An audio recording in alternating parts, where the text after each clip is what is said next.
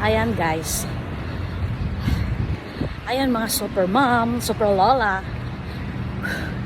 Na-refresh ako after ko makainom ng Pocari Sweat. Sweet naman. Ano yung matamis? Yan. Na-relax yung mga kasukasuhan ko. Nawala yung medyo hingal ko guys. Ayan. Ito, pag tumatakbo si Jason talagang umiinom siya nito. Pagka di ako kasama, ubos niya to. Pag kasama ako, hati kaming dalawa. Ayan, nasaan na sila?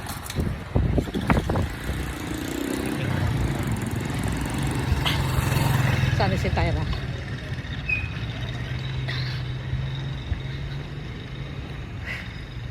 Hindi ko sila nakita, malayo na siguro. Naglakad na lang ako guys. Pang warm up, ano?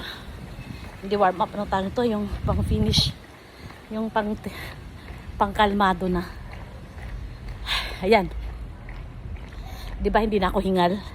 Ang galing talaga nitong Pocari Sweat na to. Hello, Pocari Sweat. Baka naman.